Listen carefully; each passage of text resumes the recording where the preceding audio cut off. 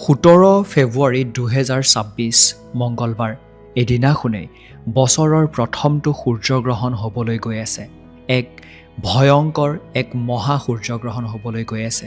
কাৰণ এই মহা সূৰ্যগ্ৰহণৰ দিনটোতেই এনেকুৱা কিছুমান কাৰ্য হ'ব, এনেকুৱা কিছুমান গ্ৰহ নক্ষত্ৰৰ খেল হ'ব, যাৰ জৰিয়তে আপোনাৰ জীৱন লগতে কোটি কোটি মানুহৰ জীৱন সলনি কৰিবলৈ গৈ আছে। এই মহা সূৰ্যগ্ৰহণ এই কাৰণে কোৱা হৈছে কাৰণ এই সূৰ্যগ্ৰহণ হ'ব এক বলয়গ্ৰাস সূৰ্যগ্ৰহণ।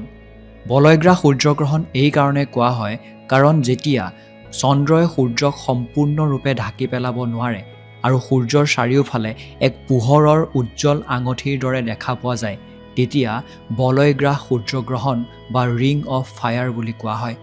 এই সূৰ্যগ্ৰহণে আপোনাৰ জীৱনত এক ভাল প্ৰভাৱ পেলাব আৰু কিছুমান ক্ষেত্ৰত বেয়া প্ৰভাৱ পেলাব। এনেকুৱা এক ৰাশি আছে যি ৰাশিৰ বাবে এই সূৰ্যগ্ৰহণে এক ভয়ংকৰ ৰূপ ধাৰণ কৰিবলৈ গৈ আছে। আমি ভিডিঅ'টোত তাৰ বিষয়ে কথা পাতিম। এনেকুৱা 6টা ৰাশিৰ বিষয়ে কথা পাতিম যি ৰাশিৰ ওপৰত এই ভয়ংকৰ বা মহা সূৰ্যগ্ৰহণৰ ভাল প্ৰকোপ পৰিব, যাৰ জৰিয়তে আহিবলগীয়া সময় আপোনাৰ বাবে শুভ সময়ৰূপে পৰিগণিত হ'ব। লগতে এনেকুৱা কিছুমান কাম আছে যিখিনি আপুনি ভুলতো এই সূৰ্যগ্ৰহণৰ দিনাখন কৰাটো একেবাৰে উচিত নহয়। কোনো কাৰণতে এই সূৰ্যগ্ৰহণক আপুনি সাধাৰণ সূৰ্যগ্ৰহণ হিচাপে নল'ব, কাৰণ এই সূৰ্যগ্ৰহণ কুম্ভ ৰাশিত লাগিবলৈ গৈ আছে। এই ৰাশি সূৰ্যদেৱৰ ৰাশি বুলি মনা হয়। বহু বছৰৰ কষ্টৰ ফল প্ৰদান কৰিব পাৰে। সেইকাৰণে এই গ্ৰহণক মহা সূৰ্যগ্ৰহণ বুলি কোৱা হৈছে। কোনো লোকৰ বাবে এই সূৰ্যগ্ৰহণ এক পৰীক্ষা হৈ পৰিব পাৰে আৰু কোনো লোকৰ বাবে এক বৰদান হিচাপে আহিব পাৰে। যেনেকৈ সমুদ্ৰ মন্থনত প্ৰথমে বিষ ওলাইছিলে, তাৰ পাছতহে অমৃত আহিছিল, তেনেকৈ এই সূৰ্যগ্ৰহণে প্ৰথমে অকণমান সমস্যাৰ সৃষ্টি কৰিব পাৰে যদিও বিশেষকৈ 6টা ৰাশিৰ ওপৰত অমৃত বৰষুণ কৰিবলৈ গৈ আছে। আপোনাৰ ৰাশি যদি এই 6টা ৰাশিৰ ওপৰত আছে, তেন্তে হ'লে আপোনাৰ বাবে এই সূৰ্যগ্ৰহণ বহুতে বেছি গুৰুত্বপূৰ্ণ হ'বলৈ গৈ আছে। এই সূৰ্যগ্ৰহণৰ আৰম্ভ হ'ব বিয়লি 4:42 পৰা, অৰ্থাৎ 17 ফেব্ৰুৱাৰী, আৰু পূৰ্ণ বলয়গ্ৰাস আৰম্ভ হ'ব সন্ধিয়া 5:54 পৰা। গ্ৰহণৰ সৰ্বোচ্চ পৰ্যায় অৰ্থাৎ সম্পূৰ্ণ গ্ৰহণৰ সময় নিশা 9:20 থাকিব আৰু গ্ৰহণ সমাপ্তি হ'ব নিশা 12:53। ভিডিঅ'টো যদি ভাল লাগিছে এটা লাইক কৰিবলৈ নাপাহৰিব। চেনেলটো যদি ছাবস্ক্ৰাইব কৰাই নাই, আপুনি এতিয়াই চেনেলটো ছাবস্ক্ৰাইব কৰি কাষতে থকা ঘণ্টাৰ নিচিনা সৰু ছবিটো চুই দিবলৈ নাপাহৰিব। আৰু যিহেতু মহা সূৰ্যগ্ৰহণ, গতিকে কমেণ্ট বক্সত এবাৰ জয় সূৰ্যদেৱ বুলি লিখিবলৈ বা ওম নমঃ শিৱায় বুলি লিখিবলৈ নাপাহৰিব। এতিয়া জানো আহক যে আমি এই মহা সূৰ্যগ্ৰহণৰ দিনাখন কি কৰাটো উচিত নহয়। প্ৰথম কাম হৈছে খাদ্য গ্ৰহণ আৰু ৰন্ধন। কোনো ধৰণৰ ভোজন নকৰিব সূৰ্যগ্ৰহণৰ সময়খিনিত আৰু ৰন্ধা বঢ়া নকৰিব। এই সময়ৰ আগতেই খোৱা বোৱা কৰিব বা এই সময়খিনিৰ পাছত খোৱা বোৱা কৰিব। ধৰ্মীয় আৰু মাংগলিক কাৰ্য আপুনি গ্ৰহণ চলি থকাৰ সময়খিনিত দেৱ দেৱীৰ মূৰ্তি বা ফটো স্পৰ্শ কৰিব নালাগে। বহুতে এই সময়খিনিত থাপনাখন কাপোৰেৰে ঢাকি ৰাখে। শুভ কামৰ আৰম্ভণি নকৰিব। কোনো নতুন ব্যৱসায়, গৃহপ্ৰৱেশ বা তেনেধৰণৰ শুভ কাৰ্য এই সময়খিনিত কৰিব নালাগে। আপুনি যিমান পাৰে খোৱাটো পৰিহাৰ কৰিব। যিহেতু আংশিক সূৰ্যগ্ৰহণ এয়া, গতিকে আপোনালোকে খোৱাটো কৰিব পাৰে আৰু কোনো ধৰণৰ ধাৰ থকা বস্তুৰে কটা চিঙা বা চিলাই এনেকুৱা ধৰণৰ কামবোৰ নকৰিব। গৰ্ভৱতী মহিলাসকলে বিশেষ সাৱধান হ'ব লাগে। তেওঁলোকে ঘৰৰ বাহিৰলৈ ওলোৱাটো উচিত নহয়, কাৰণ এই সময়খিনিত নাকাৰাত্মক শক্তিৰ উৰ্জা বহুত বেছি সক্ৰিয় হৈ থাকে। কোনো ধৰণৰ কটা চিঙা বা চিলাইৰ কাম গৰ্ভৱতী মহিলাসকলে কৰাটো উচিত নহয়। গছ গছনিৰ সৈতে আপুনি সম্পৰ্ক ভাল ৰাখিব লাগিব। আপুনি এই সময়খিনিত গছৰ পাত নিছিঙিব বা গছ গছনিত পানী নিদিব। এই কথাটো আপোনালোকে মনত ৰখাটো খুবেই বেছি দৰকাৰী। কোনো ধৰণৰ মাছ মাংস বা তেনেকুৱা ধৰণৰ মাদক দ্ৰব্য গ্ৰহণ নকৰিব। এতিয়া জানো আহক কি কৰিব লাগে। ঈশ্বৰৰ নাম স্মৰণ কৰক। ঈশ্বৰৰ মূৰ্তি স্পৰ্শ কৰিব নালাগে, কিন্তু আপুনি মনৰ ভিতৰত স্মৰণ কৰিব পাৰে। গ্ৰহণৰ সময়ত নিজৰ ইষ্ট দেৱতাৰ মন্ত্ৰ জপ কৰক বা সূৰ্য দেৱতাক আৰাধনা কৰক, মহাদেৱক আৰাধনা কৰক বা যিমান পাৰে আধ্যাত্মিক কিতাপ পঢ়াটো অত্যন্ত শুভ। গ্ৰহণ শেষ হোৱাৰ পিছত দুখীয়া লোকক অন্ন, বস্ত্ৰ বা পইচা দান কৰিলে গ্ৰহণৰ অশুভ প্ৰভাৱ খণ্ডন হয়। স্নান: গ্ৰহণ সমাপ্ত হোৱাৰ লগে লগে গা ধুই পৰিষ্কাৰ কাপোৰ পিন্ধিব লাগে। ঘৰৰ দেৱালত বা মন্দিৰত গংগাজল ছটিয়াই পবিত্ৰ কৰিব লাগে ঘৰখন। গ্ৰহণ আৰম্ভ হোৱাৰ আগতে ৰান্ধি থোৱা খাদ্যসমূহত বা গাখীৰত তুলসী পাত দি থ'ব লাগে, যাতে গ্ৰহণৰ নেতিবাচক প্ৰভাৱে খাদ্য নষ্ট কৰিব নোৱাৰে। গ্ৰহণ চলি থকা সময়ত আহাৰ গ্ৰহণ কৰাটো নিষেধ। অৱশ্যে শিশু, বৃদ্ধ আৰু অসুস্থ ব্যক্তিৰ ক্ষেত্ৰত এই নিয়ম শিথিল।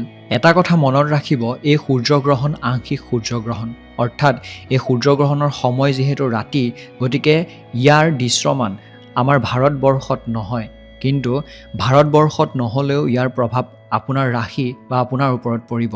এতিয়া জানো আহক সেই ভাগ্যশালী ৰাশিকেইটাৰ বিষয়ে। এই তালিকাৰ প্ৰথম ৰাশি হৈছে মেষ ৰাশি। মেষ ৰাশিৰ বাবে সুখ সমৃদ্ধি কঢ়িয়াই আনিব। ধন টকা পইচা আৰু অন্যান্য সুখ সমৃদ্ধি আপোনাৰ 17 ফেব্ৰুৱাৰীৰ পাছৰ পৰা, অৰ্থাৎ এই সূৰ্যগ্ৰহণৰ শুভ ক্ষণৰ পাছৰ পৰাই দেখিবলৈ পাব। যিসকলে বেলেগৰ পৰা ধাৰ লৈ জীৱন যাপন কৰি আছিলে, যিসকলৰ বহু বছৰৰ কষ্টৰ ভাল প্ৰতিফলন দেখিবলৈ পোৱা নাছিলে, তেওঁলোকৰ বাবে এই সূৰ্যগ্ৰহণ কোনো বৰদানতকৈ কম নহয়। যদি কোনো আপোনাৰ চৰকাৰী ফাইল বা চৰকাৰী কাম আবদ্ধ হৈ আছিলে, বহুত বছৰ হৈ গ'ল বা আপুনি বহুত দিন চৰকাৰী অফিচৰ আশে-পাশে গৈ বা চৰকাৰী অফিচলৈ গৈও সেই কাম সম্পন্ন কৰিব পৰা নাছিলে, তেনেহ'লে এই সূৰ্যগ্ৰহণৰ পাছতেই আপুনি সেই বিষয়খিনিত ভাল প্ৰতিফলন দেখিবলৈ পাব। ব্যৱসায় বাণিজ্যিক যোনসকল জড়িত হৈ আছে তেওঁলোকৰ বাবে এই সূৰ্যগ্ৰহণৰ সময়খিনি এক ভাল সময়। আপোনাৰ বাবে ব্যৱসায় বাণিজ্যিক ফালৰ পৰা বহুত বেছি ভাল হয়তো কোনো অৰ্ডাৰ বা কাম লাভ কৰিব পাৰে। কিন্তু মেষ ৰাশিৰ ব্যক্তিসকলে এটা কথা ধ্যান ৰাখিব লাগিব, এই ভয়ংকৰ সূৰ্যগ্ৰহণৰ সময়খিনিত আপুনি ক'লা কাপোৰ নিপিন্ধিব, ক'লা ৰঙৰ কোনো বস্ত্ৰ পৰিধান নকৰিব আৰু কোনো ধৰণৰ কাজিয়া পেচাল বা খঙাল এক মনোভাৱ নাৰাখিব। এই সামান্য কাম দুটা যদি আপোনালোকে ভালদৰে উদযাপন কৰিব পাৰে, পালন কৰিব পাৰে, তেন্তে হ'লে আপোনাৰ বাবে এই সূৰ্যগ্ৰহণৰ সমান ভাল সময় হয়তো কেতিয়াও নাহে। 2 নম্বৰৰ ভাগ্যশালী ৰাশিবিধ হৈছে বৃষভ ৰাশি। বৃষভ ৰাশিৰ বাবে এই সূৰ্যগ্ৰহণ তেওঁলোকৰ 10ম ঘৰত লাগিবলৈ গৈ আছে, যিটো কৰ্মৰ ঘৰ। 10ম ভাৱক কেৰিয়াৰ, প্ৰতিষ্ঠা, মান সন্মান আৰু জীৱন সলনি কৰাৰ এক দিশ হিচাপে গণ্য কৰা হয়। ইয়াৰ অৰ্থ এইটোৱেই যে আপুনি এতিয়াৰ পৰা জীৱনত দ্ৰুত গতিত উন্নতি কৰিব পাৰিব। যদি চাকৰি কৰি আছে, প্ৰমোচনৰ যোগ বা দৰমহা বৃদ্ধি হোৱাৰ সম্ভাৱনা দেখিবলৈ পোৱা যায়, নতুবা আপোনাক কোনো ডাঙৰ দায়িত্ব প্ৰদান কৰিব পাৰে। আপোনাৰ যোনসকল বছ বা আপোনাৰ ওপৰলা ব্যক্তি, তেওঁলোক আপোনাৰ কামৰ জৰিয়তে সন্তুষ্ট হ'ব আৰু আপোনাৰ প্ৰশংসা কৰিব। যদি আপুনি চাকৰিৰ সন্ধানত আছিলে, বহুত বছৰৰ পৰা আপুনি চেষ্টা কৰি আছে, বহুত দিনৰ পৰা যদি আপুনি প্ৰয়াস চলাই আছে, তেন্তে আপোনাৰ বাবে ভাল খবৰ হয়তো পাব পাৰে। গ্ৰহণৰ প্ৰভাৱ আপোনাৰ ৰাশিৰ ওপৰত এনেকুৱাকৈ পৰিব, যদি আপুনি বিচাৰি আছিলে, তেনেহ'লে আপোনাৰ কোনো চিনাকি ব্যক্তিয়ে আপোনাক হয়তো কাম কৰিবৰ বাবে বা ইণ্টাৰভিউৰ কাৰণে কল কৰিবও পাৰে বা কলিং লেটাৰ পঠাবও পাৰে। যিসকলে বেপাৰ বাণিজ্য কৰি আছে, তেওঁলোকৰ বাবেও এই সময়খিনি বহুতে বেছি সুন্দৰ। যদি নতুন ব্যৱসায় কৰাৰ কথা ভাবি আছে, গ্ৰহণৰ পাছৰ সময়খিনি অতি শুভ সময়। শ্বেয়াৰ মাৰ্কেট, ট্ৰেডিং বা এনেকুৱা ক্ষেত্ৰত যোনসকলে বিনিয়োগ কৰে, তেওঁলোকৰ বাবে ভাল প্ৰতিফলনৰ সৃষ্টি হ'বলৈ গৈ আছে। কিন্তু নিজৰ লোভ আপুনি সামৰিব পাৰিব লাগিব। যদি আপুনি ভালদৰে সাৱধানেৰে ভাবি চিন্তি আপুনি কোনো ধৰণৰ প্লেনিং কৰি যদি কাম কৰে, নিশ্চয়কৈ সফলতা পাব। বৃষভ ৰাশিৰ বাবে এটা উপায় আছে। আপুনি সূৰ্যগ্ৰহণ শেষ হোৱাৰ পাছত কোনো দুখীয়া মানুহক নিশ্চয়কৈ কিছু খাদ্যবস্তু বা কিবা এটা দান কৰি দিব। ইয়াৰ জৰিয়তে আপোনাৰ ঘৰত কেতিয়াও ধন টকা পইচাৰ অভাৱ নহয় আৰু মা লক্ষ্মীৰ আশীৰ্বাদ সদায় থাকিব। এতিয়া জানো আহক সেই 3 নম্বৰৰ ৰাশিটোৰ বিষয়ে, যিটো ৰাশিৰ বিষয়ে মই প্ৰথমতে ভিডিঅ'টোত কৈ দিছিলোঁ, সতৰ্কবাণী দি দিছিলোঁ। সেই ৰাশি হৈছে মিথুন ৰাশি। মিথুন ৰাশি যদি হয় আপোনাৰ, তেন্তে হ'লে আপুনি ভালকৈ শুনিব, কাৰণ এই সূৰ্যগ্ৰহণ আপোনাৰ ভাগ্য ভাগত লাগিছে, অৰ্থাৎ আপোনাৰ ভাগ্যৰ ঘৰত লাগিছে। ভাগ্যই আপোনাক লগ দিব। আপুনি পাবলৈ থকা ধন টকা পইচা ৰখি থকা ক'ৰবাত যদি ফচি আছিলে তেনেকুৱা ধৰণৰ টকা পইচা আপোনাৰ হাতলৈ আহিব। কাৰোবাক যদি ধন টকা পইচা ধাৰলৈ দি থৈছিলে আৰু বহুত দীঘলীয়া সময়ৰ পৰা আপুনি পোৱা নাছিলে তেন্তে হ'লে সেই টকা পইচা হাতলৈ আহিব। যদি পৈতৃক সম্পত্তিৰ লগত জড়িত কোনো সমস্যা বা বিবাদ চলি আছিলে আপোনাৰ পক্ষত সিদ্ধান্ত অহাৰ সম্ভাৱনা সম্পূৰ্ণ দেখা পোৱা যায়। হঠাতে আপোনাৰ হাতলৈ ধন টকা পইচাৰ অহাৰ এক যুগৰ সৃষ্টি হৈছে। কিন্তু এটা কথা আপুনি মনত ৰাখিব লাগিব, আপুনি নিজৰ কথা বতৰাক নিয়ন্ত্ৰণ কৰিব লাগিব। কাৰণ এই সূৰ্যগ্ৰহণৰ দিনাখন অৰ্থাৎ 17 ফেব্ৰুৱাৰীৰ দিনাখন যদি আপুনি নিজৰ কথা বতৰাক নিয়ন্ত্ৰণ নাৰাখে তেন্তে হ'লে আপোনাৰ মুখৰ পৰা এনেকুৱা কিছুমান কথা বা বাক্য ওলাব পাৰে যিখিনি কথাই আপোনাৰ কোনো আত্মীয় বা আপোনাৰ যি ভাগ্য সলনি কৰিব পৰা সময় আছে সেই সময়ত বেয়া প্ৰভাৱ সৃষ্টি কৰিব পাৰে। সেইকাৰণে এটা কথা ধ্যান ৰাখিব লাগিব যে কোনো কথা এনেকুৱা নকয় এই সময়খিনিত বা এই দিনাখন পাৰিলে আপুনি মৌন ব্ৰত ৰখাটোৱে বেছি আপোনাৰ বাবে ফলপ্ৰসূ হ'ব। আপুনি নিজৰ খঙৰ ওপৰত নিয়ন্ত্ৰণ কৰিব পাৰিলে আপোনাক আহিবলগীয়া সময়ত কোনেও ৰখাব নোৱাৰে। ইয়াৰ পিছৰ 4 নম্বৰৰ ৰাশিবিধ হৈছে সিংহ ৰাশি। সিংহ ৰাশিৰ স্বামী স্বয়ং সূৰ্যদেৱকে মান্য কৰা হয় আৰু যেতিয়া সূৰ্য গ্ৰহণ হয় তেতিয়া সকলোতকৈ বেছি প্ৰভাৱ এই ৰাশিতেই পৰে। কিন্তু ভয় খাব নালাগে, কাৰণ এই গ্ৰহণৰ প্ৰভাৱ বেয়াতকৈ বহুত গুণে বেছি ভাল প্ৰভাৱ পৰিব। আপোনাৰ জীৱনৰ সকলোবোৰ বেয়া চিন্তা, বেয়া ভাৱ বা বেয়া সমস্যাক আঁতৰ কৰাৰ কাৰণে এই সূৰ্যগ্ৰহণে আপোনাক সহায় কৰিব। যিসকলে আপোনাৰ সদায় বেয়া বিচাৰিছিলে, যিসকলে আপোনাক মনে মনে বেয়া কৰিবলৈ চেষ্টা কৰি আছিলে, ক'বলৈ গ'লে যিসকল আপোনাৰ গোপন শত্ৰু আছিলে সেইসকলে আপোনাৰ ওচৰত হাৰ মানিব। আপোনাক কৰিব বিচৰা বেয়া কাম বা আপোনাক যদি কিবা বদনাম কৰিব বিচাৰিছিলে সেইবোৰ কেতিয়াও কৰিব নোৱাৰিব। কোৰ্ট কছাৰীৰ ক্ষেত্ৰত যদি কিবা ধৰণৰ আপোনাৰ সমস্যা বা বিবাদ চলি আছিলে আপোনাৰ পক্ষত আহিব। যদি আপুনি আমদানি ৰপ্তানিৰ ব্যৱসায় কৰি আছে তেন্তে হ'লে এই সময় আপোনাৰ বাবে সোণালী সময়। সিংহ ৰাশি ব্যক্তিসকলে এটা কথা মনত ৰাখিব লাগিব, সূৰ্যগ্ৰহণৰ সময়ছোৱাত আপুনি যিমান পাৰে সূৰ্য মন্ত্ৰ উচ্চাৰণ কৰক। ইয়াৰ জৰিয়তে আপোনাৰ সকলো বেয়া শক্তি ভাল শক্তিলৈ ৰূপান্তৰিত হ'ব। ইয়াৰ পাছৰ ভাগ্যশালী ৰাশি হৈছে তুলা ৰাশি। তুলা ৰাশিৰ পঞ্চম ভাগত এই সূৰ্যগ্ৰহণ লাগিব। এই প্ৰভাৱৰ ফলত আপুনি এনেকুৱা কিছুমান বুদ্ধি দেখিবলৈ পাব নিজৰ মাজত, যিখিনি বুদ্ধিৰ জৰিয়তে আপুনি বহুতো ধৰণৰ ধন টকা পইচা উপাৰ্জন কৰাৰ ৰাস্তা মুকলি হোৱা দেখা পাব। আপোনাৰ মনলৈ বহুত বেছি আইডিয়া আহিব। যদি আপুনি কোনো ধৰণৰ ট্ৰেডিং বা ষ্টক মাৰ্কেটৰ সৈতে জড়িত তেন্তে হ'লে আপোনাৰ ষষ্ঠ ইন্দ্ৰিয়ই এইটো আগতীয়াকৈ আপোনাক সংকেত দিব যে আপুনি ক'ত কি পইচা লগালে বহুত বেছি ৰিটাৰ্ণ পাব পাৰে। আৰু আপোনাৰ যদি কোনো ধৰণৰ পুৰণা বিনিয়োগ কৰি থৈছিলে তেন্তে হ'লে সেই ফালৰ পৰাও বহুগুণে বেছি আপুনি নিজৰ ক্ষেত্ৰত লাভালাভ দেখিবলৈ পাব। প্ৰেমৰ সম্পৰ্কত মধুৰতা আহিব। পতি পত্নীৰ মাজত যদি আপোনালোকৰ কিবা বেয়া পোৱাপুই হৈ আছিলে সেইবোৰো দূৰ হ'ব। যিসকলে সন্তান প্ৰাপ্তিৰ বাবে অপেক্ষা কৰি আছিলে, প্ৰাৰ্থনা কৰি আছিলে, তেওঁলোকৰ বাবেও এই সূৰ্যগ্ৰহণৰ পাছত ভাল ফলাফল আনিব পাৰে। তুলা ৰাশি ব্যক্তিসকলে এটা কথা মনত ৰাখিব লাগিব, সূৰ্যগ্ৰহণৰ সময়ছোৱাত যাতে কোনো গৰ্ভৱতী মহিলাক অপমান নকৰে, কোনো ধৰণৰ জীৱ জন্তুক যাতে বেয়া ব্যৱহাৰ নকৰে। এই কথাটো আপুনি খুব সুন্দৰকৈ মনত ৰখাটো প্ৰয়োজনীয়। এনেকুৱা কৰিলে মা লক্ষ্মী আপোনাৰ ওপৰত অসন্তুষ্টি হ'ব। এতিয়া জানো আহক একেবাৰে শেষৰ 6 নম্বৰটো ৰাশি, যিটো এই সূৰ্যগ্ৰহণৰ জৰিয়তে বহুত বেছি লাভৱান হ'ব।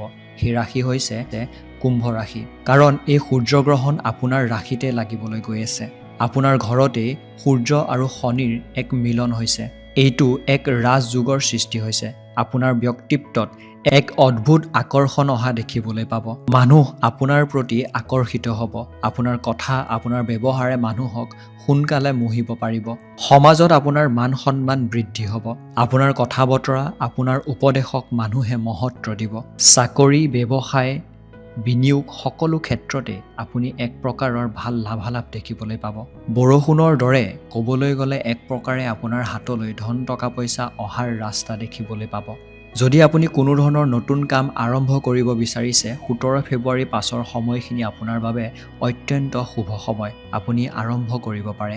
কিন্তু এটা কথাৰ আপুনি ধ্যান ৰাখিব লাগিব যে কোনো ধৰণৰ অহংকাৰ যাতে নিজৰ মাজত আহিবলৈ নিদিয়ে। কাৰণ শনিদেৱে কেতিয়াও অহংকাৰ ভাল নাপায়। যদি হাতলৈ পইচা অহাৰ পাছতো আপুনি অহংকাৰ দেখুৱায় তেন্তে হ'লে আপোনাৰ হাতলৈ সেই যি পইচা আহিছিলে সেই পইচা কেতিয়া কিমান গতিত নাইকিয়া হৈ যাব আপুনি গমেই নাপাব। সেইকাৰণে বিনম্ৰ হৈ থাকিব আৰু দান পুণ্য কৰিবলৈ নাপাহৰিব। এতিয়া আমি জানো আহক এটা অতিৰিক্ত ৰাশিৰ বিষয়ে, যি ৰাশি হৈছে বৃশ্চিক ৰাশি, যাৰ ঘৰ সংসাৰ আৰু পৰিয়াললৈ সুখ শান্তি লগতে সমৃদ্ধি আহিব। বহু সময়ৰ পৰা যিয়ে নিজৰ মাজত এক আত্মবিশ্বাসৰ অভাৱ অনুভৱ কৰিছিলে, সেই আত্মবিশ্বাস আপুনি দেখিবলৈ পাব। কিন্তু আপোনাৰ এই সূৰ্যগ্ৰহণৰ পাছতেই নিজৰ মাজত আধ্যাত্মিকতাৰ প্ৰতি আগ্ৰহী হোৱা বেছি দেখিবলৈ পাব। আপোনাৰ কেৰিয়াৰ আৰু যি কাম কাজ বা ব্যৱসায় বাণিজ্য আছে সেই সকলোবোৰত প্ৰগতি দেখিবলৈ পাব। যিসকলে চাকৰিৰ বাবে প্ৰস্তুতি চলাই আছিলে তেওঁলোকেও নিজৰ কৰ্মক্ষেত্ৰত অৰ্থাৎ সেই চাকৰিৰ ক্ষেত্ৰত কোনো ভাল খবৰ খাতি পাব পাৰে। আপুনি প্ৰত্যেক সোমবাৰে কোনো আহঁত গছত গৈ পেলাই জল অৰ্পণ কৰিব পাৰে আৰু মহাদেৱৰ পূজা কৰিব পাৰে। ইয়াৰ জৰিয়তে আপোনাৰ সফলতা খুব সোনকালে আহিব। এইকেইটা আছিলে সেই ভাগ্যশালী 6টা ৰাশি। এটা অতিৰিক্ত ৰাশিৰ বিষয়ে জনালোঁ, যিটো হৈছে বৃশ্চিক ৰাশি। এতিয়া জানো আহক সেই মহা উপায়টোৰ বিষয়ে, যিটোৰ বিষয়ে মই আপোনালোকক ভিডিঅ'টোৰ আৰম্ভণিতে কৈছিলোঁ, যিটো প্ৰত্যেক ৰাশিয়ে কৰিব পাৰিব আৰু এই উপায়ে আপোনাৰ বাবে ভাল প্ৰতিফলনৰ সৃষ্টি কৰিব। যেতিয়া সূৰ্যগ্ৰহণৰ সমাপ্তি হ'ব, সমাপ্তি হোৱাৰ পাছতেই আপুনি স্নান কৰি শুদ্ধ বস্ত্ৰ অৰ্থাৎ পৰিষ্কাৰ বস্ত্ৰ পৰিধান কৰি এটা তামৰ পাত্ৰত অলপমান পানী ল'ব আৰু সেই পানীত অকণমান গংগা জল দিব। তাৰ পাছত ৰঙা চন্দন অকণমান, ৰঙা ফুল এপাহ দুপাহ লগতে দুটামান চাউল দি সূৰ্য দেৱতাক অৰ্ঘ্য অৰ্পণ কৰিব। সূৰ্য দেৱতাক আপুনি নিজৰ মনোকামনাখিনি প্ৰকাশ কৰি এই জল অৰ্পণ কৰিব। আপোনাৰ যি ইচ্ছা, আপোনাৰ যি আশা আছে সেয়া এই সময়খিনিত প্ৰকাশ কৰিব, যেতিয়া আপুনি সূৰ্য দেৱতাক অৰ্ঘ্য অৰ্পণ কৰিব অৰ্থাৎ জল অৰ্পণ কৰিব। গতিকে এয়াই আছিলে সেই ভাগ্যশালী ৰাশি 6টা, লগতে কিছুমান উপায় যিখিনি যদি আপোনালোকে সূৰ্যগ্ৰহণৰ সময়খিনিত কৰে তেন্তে হ'লে আহিবলগীয়া সময়খিনি আপোনাৰ বাবে এক সোণালী সময় হিচাপে পৰিগণিত হ'ব। পুনৰ লগ হ'ম, তেতিয়ালৈকে ভালদৰে থাকক আৰু মহাদেৱে সকলোৰে মংগল কৰক। ওম নমঃ শিৱায়, ওম নমঃ শিৱায়, ওম নমঃ শিৱায়। ধন্যবাদ।